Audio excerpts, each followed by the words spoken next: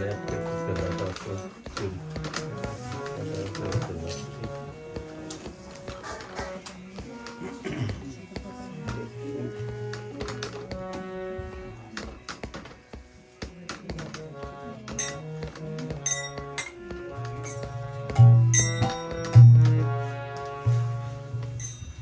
जय राधा माधवा जय कुंज बिहारी जय राधा माधवा जय कुंज बिहारी जय गोपी जन वल्लभा जय गिरिवरधारी जय गिरिवरधारी जय गोपी जन वल्लभा जय गिरिवरधारी जय गिरिवरधारी जय यशोदानंदन जय व्रज जनरंजन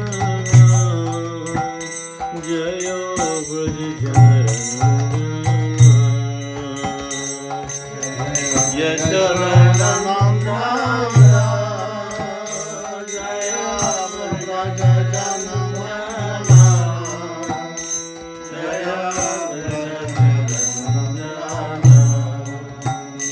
जय यमुना तीरवनचारी जय कुंज विहारी जय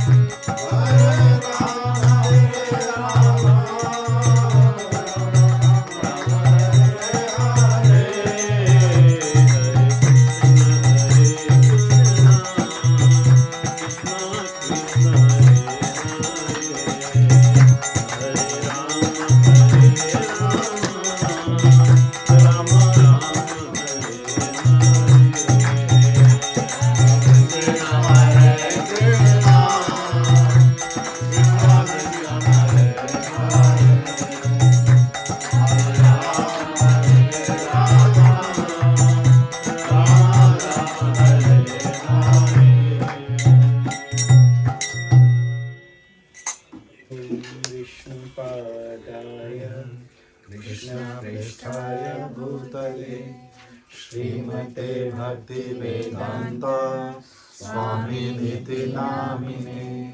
नमस्ते सरस्वती देवे गौरवाणी प्रचारिणे निर्विशेष शून्यवादी पाश्चात्यदेशतारिणे। जय श्री कृष्ण चैतन्य प्रभु नित्यानंद श्री अद्वैता गदाधर शिवासादि गौर भक्तवृंद। हरि वंशकल्पतरुभ्यश्च कृपा सिन्धुभ्येव च पतितानां पावनेभ्यो वैष्णवेभ्यो नमो नमः।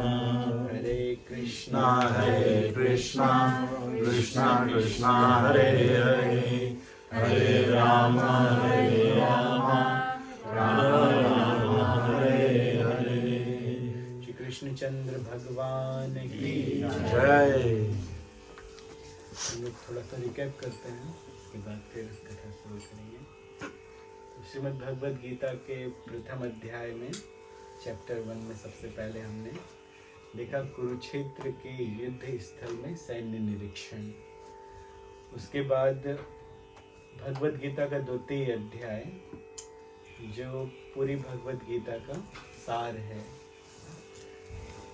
पूरी भगवद गीता को सार रूप में दूसरे अध्याय में बता दिया गया है, लेकिन भगवान फिर उसका विस्तार करते हैं। तो तीसरा अध्याय आता है कर्म योग। तो आपने कर्म योग की व्याख्या सुनी और उसके बाद दिव्य ज्ञान, भगवान ने दिव्य ज्ञान दिया कि यदि कर्म योग को अच्छे से संपादित करना है, ठीक से करना है, तो हमें ज्ञान होना चाहिए। भगवान के विषय में हमें दिव्य ज्ञान होना चाहिए। तो दिव्य ज्ञान में हमने ये जाना कि भगवान कौन है। भगवान श्री कृष्ण हैं और भगवान का ऐश्वर्य क्या है, हमें ये भी पता चला। और इसके साथ साथ हमें ये पता चला कि भगवान और जीव में क्या अंतर है। तो हम सब जीव हैं और जीवों में ही कुछ सुपीरियर जीव होते हैं, जैसे देवता गण। तो देवता गण भी उसी श्रेणी में आते हैं, जीव। और जीवों का धर्म है कि वो भगवान की सेवा करें, भगवान की भक्ति करें। तो प्रभुपाद जी कहते हैं कि हम में से जो भी यहाँ पर हैं सब ब्रह्मा बन चुके हैं। अगर ब्रह्मा में और हम में कुछ अंतर होता तो ब्रह्मा बनने के बाद फिर हम जीव क्यों बनते हैं। आप तो जानते हैं प्रभुपाद जी कितने विद्वान हैं, सेल्फ रियलाइज्ड। और जो प्रभुपाद जी ने जो नॉलेज दिया है वो एज इट इज है, कोई मिलावट नहीं है कहीं। और प्रभुपाद जी कहते हैं हम में से कोई इंद्र बन चुका है, कोई ब्रह्मा बन चुका है, लेकिन हम यहाँ पर फिर आके फंसे हुए हैं।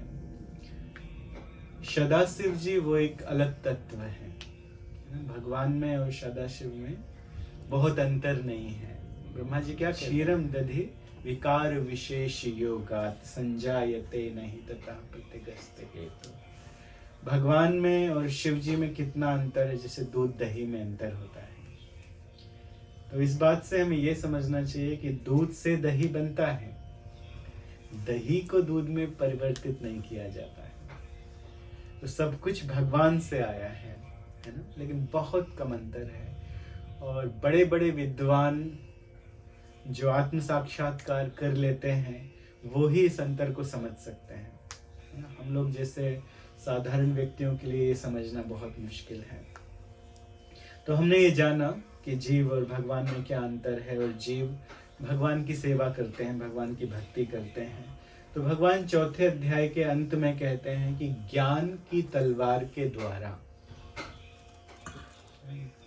ज्ञान एक तलवार के जैसी है जिससे अज्ञान की ग्रंथि को काटा जा सकता है। जब कोई बच्चा गर्भ में रहता है तो उसको पूरा नॉलेज होता है।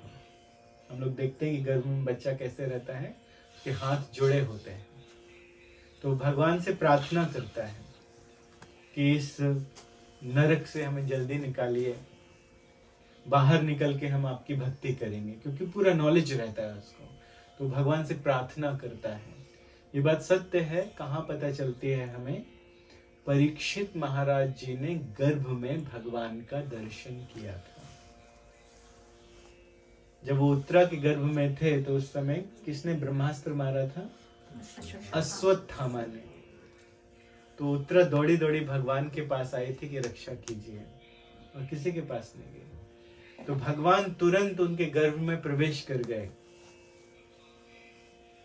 चतुर्भुज रूप में, जो शंख भी लिए थे, चक्र भी लिए थे, गदा भी लिए थे, पद्म भी लिए थे, और भगवान गर्भ का चक्कर लगा रहे थे उत्तरा के गर्भ के अंदर, कि कहीं इस बालक को कुछ हो ना जाए, क्योंकि ये आने वाला बहुत बड़ा महाभागवत है। तो गर्भ के अंदर भगवान गए, और चक्र से भगवान ब्रह्मास्त्र को नष्ट कर सकते हैं, लेकिन भगवान गदा भी घुमा रहे थे। बताना चाहते हैं कि मैं कैसे सुरक्षा करता हूं अपने भक्त की। केवल गदा काफी है या केवल सुदर्शन काफी है, लेकिन दोनों से रक्षा कर रहे हैं भगवान। और गर्भ का चक्कर भी लगा रहे थे कि कहीं दूसरे तरफ से कोई ब्रह्मास्त्र की कोई चिंगारी ना आ जाए, कोई दूसरा वेपन ना आ जाए। तो इस तरह से भगवान भक्तों की रक्षा करते हैं, है ना। तो परीक्षित महाराज जब बाहर आए गर्भ के, उत्तरा के गर्भ से, तो सभी जगह भगवान को ढूंढा करते थे कि जिनको हमने गर्भ में देखा था वो कहाँ है। तो परीक्षण करने के कारण, because he was always searching, जिनको गर्भ में देखा था, तो परीक्षण करने के कारण उनका नाम क्या रख दिया गया? परीक्षित महाराज, जो बहुत बड़े महाभागवत बने। और श्रीमद् भागवतम के श्रवण में परीक्षित महाराज जी का नाम सर्वोपरि आता है। तो हम कहना ये चाहते हैं कि ज्ञान की तलवार से मनुष्य अपने अज्ञान की ग्रंथि को काट सकता है ना? और इसके बाद आपने कल बहुत अच्छे से श्रीमद् भगवद गीता का 5वां अध्याय सुना महाराज जी के मुखारबिंद से। तो 5वां अध्याय का नाम है हिंदी में कर्म योग। ये भी कर्म योग है। पहले भगवान कर्म योग बता चुके हैं, लेकिन फिर से कर्म योग बता रहे हैं। लेकिन उस कर्म योग और इस कर्म योग में क्या अंतर है?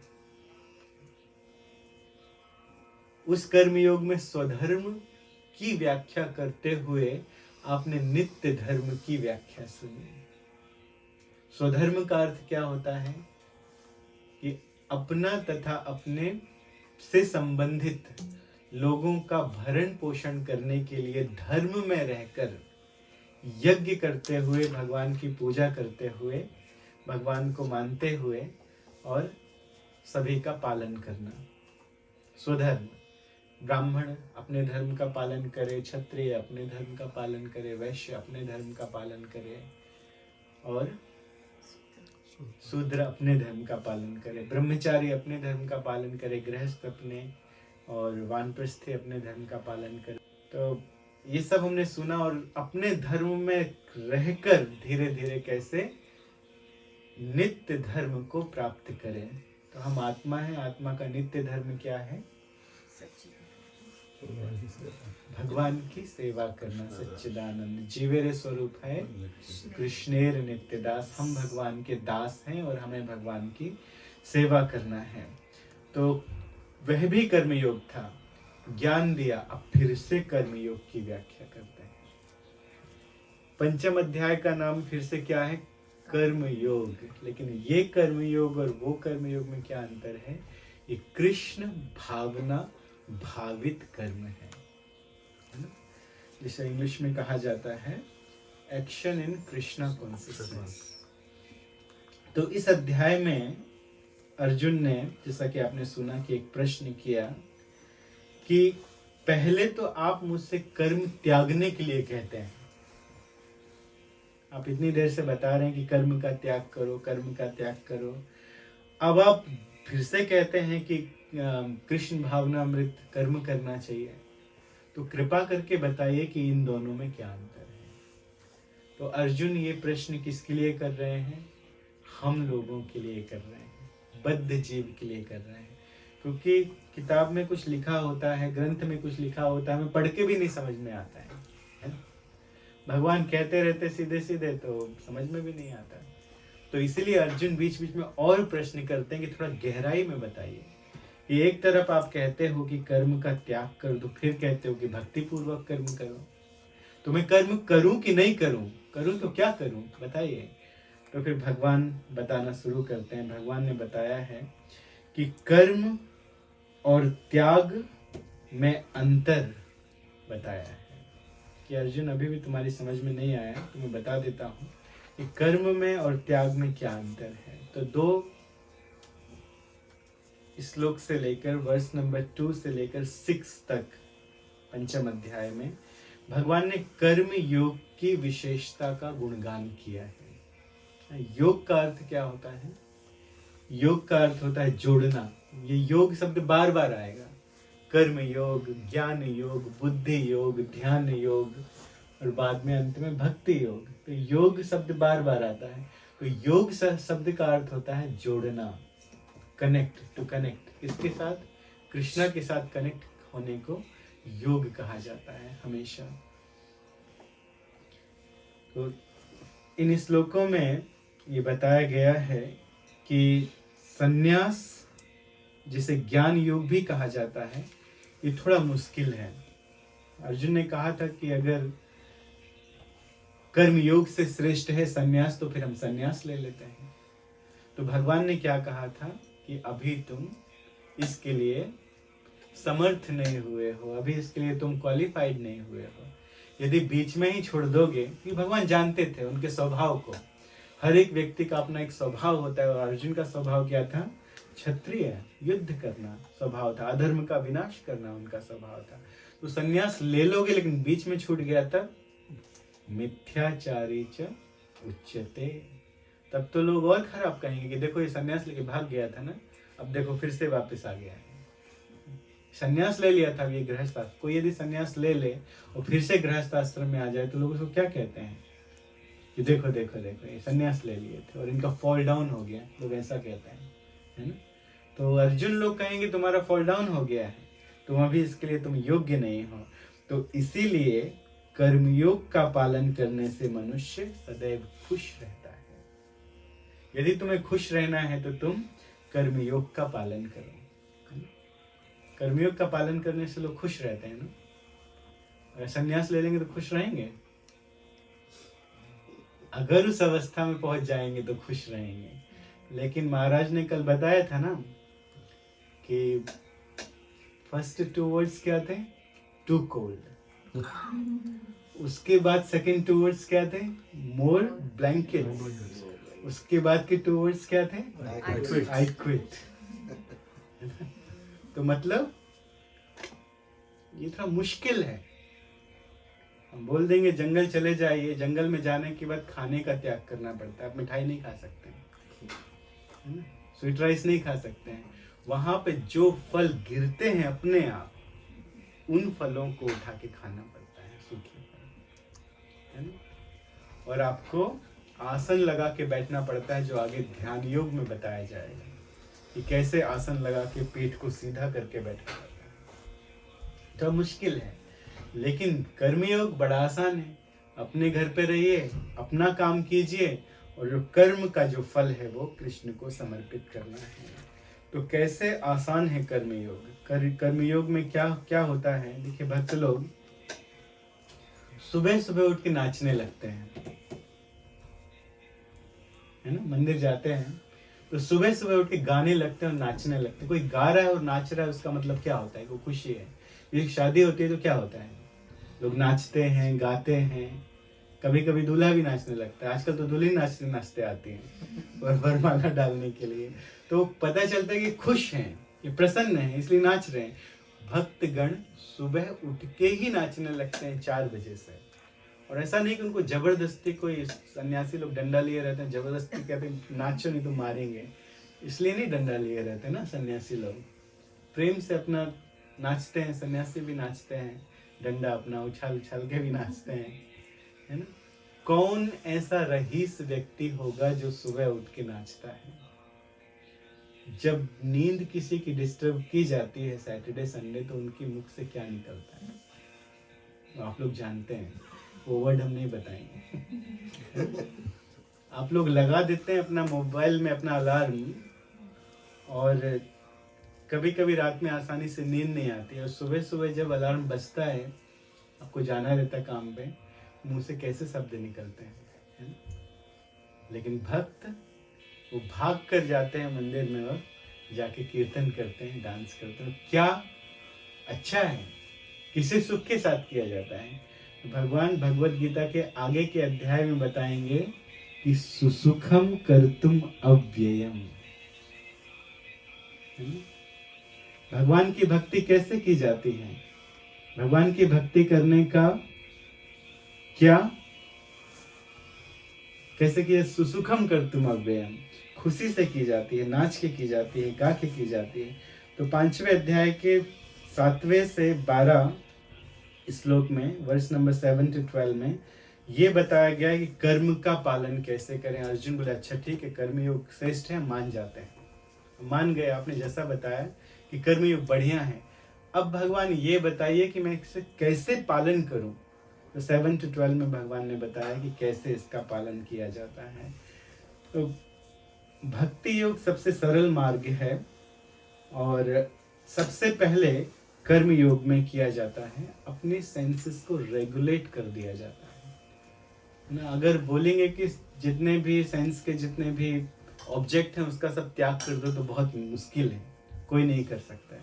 आंखों से देखना बंद कर दीजिए, कानों से सुनना बंद कर दीजिए, नाक से कोई चीज़ की खुशबू लेना बंद कर दीजिए, खाना बंद कर दीजिए मुंह से, तो बहुत मुश्किल है, नहीं हो सकता है ना। लेकिन धीरे धीरे योग पद्धति में, अष्टांग पद्धति में लोग बंद कर देते हैं। ध्रुव महाराज धीरे धीरे केवल हवा पीते थे, और बाद में उन्होंने हवा पीना भी बंद कर दिया, तो पूरे ब्रह्मांड की वायु रुक गई थी। तो ये ध्यान में, अष्टांग योग पद्धति में ये सब सिखाया जाता है। लेकिन कर्म योग में अपनी सेंसेस को रेगुलेट कर दिया जाता है। कैसे रेगुलेट किया जाता है? कि खाइए लेकिन कृष्ण प्रसादम खाइए, सुनिए बढ़िया अच्छे अच्छे कीर्तन सुनिए, सॉन्ग सुनिए, लेकिन कृष्ण से रिलेटेड सुनिए, है ना। भगवान श्री कृष्ण को वस्तुएं ऑफर कीजिए, खाइए, और उसका उपभोग कीजिए। सरल भाषा में आपको बताया था कि प्रभुपाद जी क्या कहते हैं, ABCDE। कोई बच्चा जब स्कूल जाता है तो क्या सीखता है? सबसे पहले ABCDE सीखता है ना। A for association, B for books, C for chanting, D for diet, और E for entering into the holy धाम्स। तो ABCDE बस यही सीखना है और कर्म योग करना है ना। इसमें सबसे इम्पोर्टेंट क्या है? साधु संग, भक्तों का संग करना है, सबसे इम्पोर्टेंट है। यदि भक्तों का संग होगा तो अपने आप दूसरी चीजें हो जाएंगी, और यदि भक्तों का संग नहीं हुआ तो दूसरी चीजें भी धीरे धीरे छूट जाएंगी। तो भौतिक शरीर ये जो हमारा है, ये भगवान का दिया हुआ है, भगवान ही सब कुछ देने वाले हैं। हमारी श्रद्धा भगवान देने वाले हैं, हमें बुद्धि भगवान देने वाले हैं, देवताओं के लोग भी मिलते हैं तो भगवान देने वाले हैं। तो जो भगवान ने दिया है उसको भगवान को अर्पण करना है। जैसे दूसरी चीजें भगवान को ऑफर करना है, वैसे अपना ये शरीर भी भगवान की सेवा में लगा देना है। अब यदि कोई बढ़िया से कर्मयोग करता है तो उसका रिजल्ट बताया गया है 12वें श्लोक से। उसका रिजल्ट क्या होता है? इस संसार में लोग क्या चाहते हैं? इस संसार में बहुत बड़े बड़े आज सेमिनार दिए जाते हैं। किस लिए दिए जाते हैं? लोगों में क्या नहीं है? शांति नहीं है, बहुत अशांति है, लोग डिप्रेस्ड हैं, डिस्ट्रेस हैं। तो शांति के लिए बहुत बड़े बड़े सेमिनार चल रहे हैं, लोग पैसा खर्च करके जाते हैं, अटेंड करते हैं। यहाँ पे भगवान बताते हैं रिजल्ट कर्मयोग का, कैसे शांति प्राप्त कर सकते हैं, वो भी फ्री में। तो युक्तः कर्म फलम त्यक्त्वा, कि मनुष्य निश्चित रूप से अब शांति को प्राप्त कर सकता है। शांति मापनोति नैष्ठिकीम, निश्चित रूप से कैसे? कर्म फलों को मुझ में अर्पण करके। जब हम कुछ कर्म करते हैं, फल मिलता है, तो उससे अटैच्ड नहीं होना है और उसका कुछ भाग हमें भगवान को समर्पित करना है। यदि ऐसा करते हैं तो शांति मापनोति, तो वो व्यक्ति शांति प्राप्त करता है और कर्मफल में वो बंधता नहीं है। और इसके अलावा सब लोग चाहते हैं सुखी होना। Everyone wants to be happy. कोई नहीं चाहता है दुखी रहे, राइट? सब लोग इस संसार में सुखी रहना चाहते हैं। तो सर्व कर्माणि मनसा सन्न्यस्यास्ते सुखम वशी, नव द्वारे पुरे देहि नैव कुर्वत्र कार्यं। ये 9 द्वार की पुरी है। हमारा जो शरीर है इसमें कितने द्वार हैं? 9 द्वार हैं, है ना? आंखें हैं, कान है, नासिका है, मुख है, और जहां से मलमूत्र त्याग करते हैं। तो 9 के 9 द्वार में से गंदा निकलता है।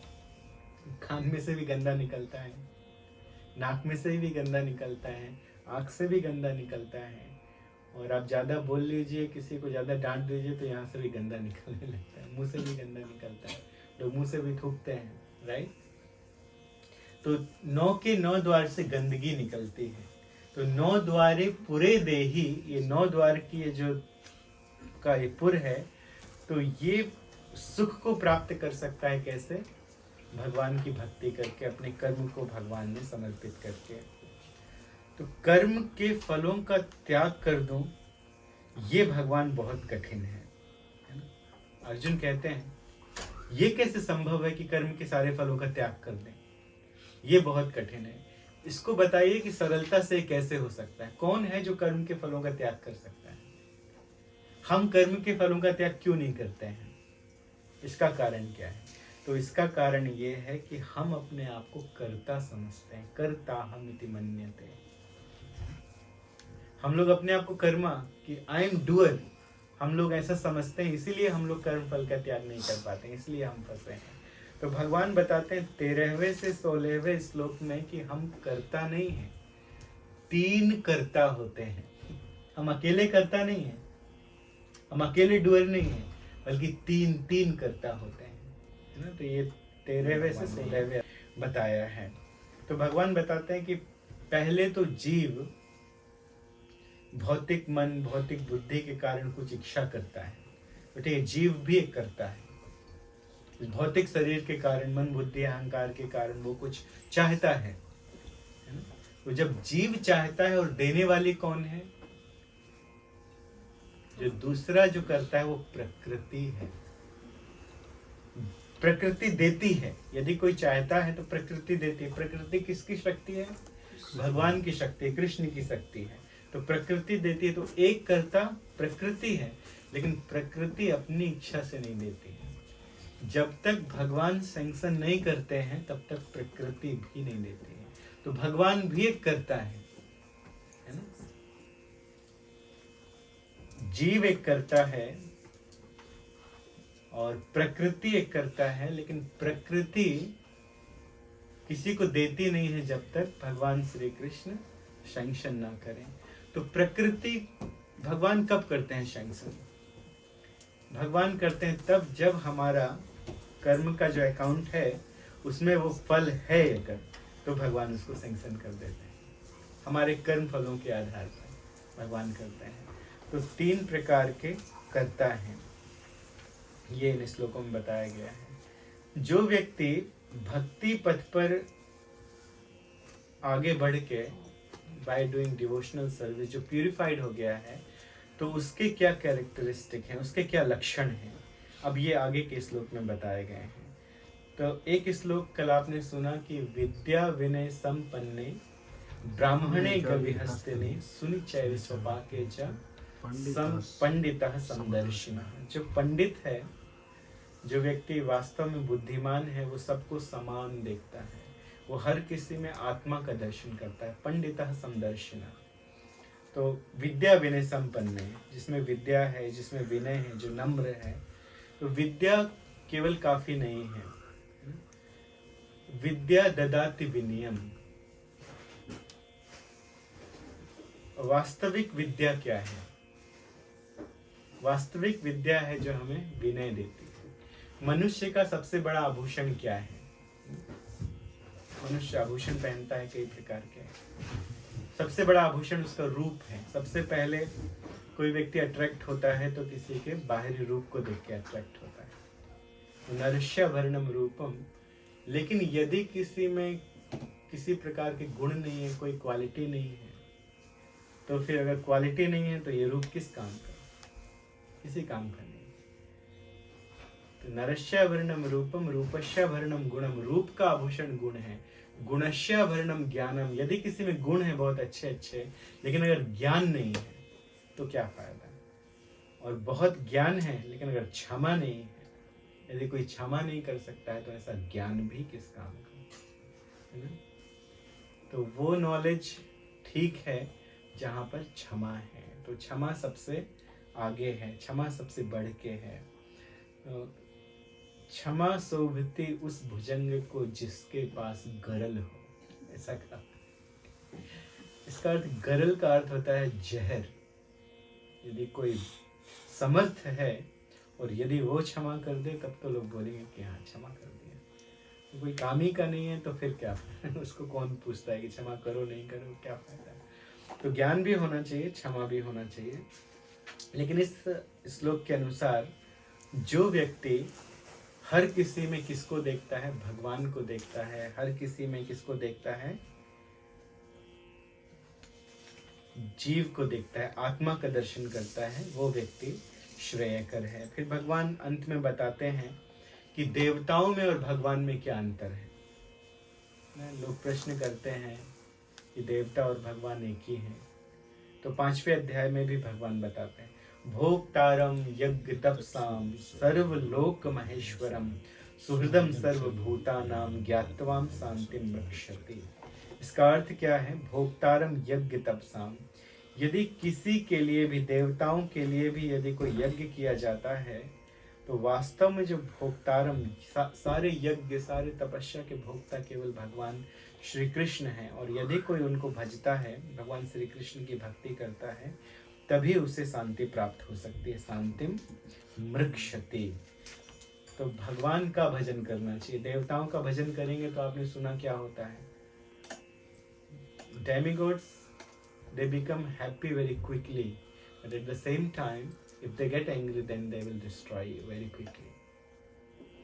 But भगवान कृष्ण, आपने यदि कम भी किया है, थोड़ा भी किया है, इस अध्याय में नेहा विक्रम नासो अस्ति प्रत्यवायो न विद्यते स्वल्पम अपयस्य धर्मस्य त्रायते महतो है। You do little and Krishna will give you so much.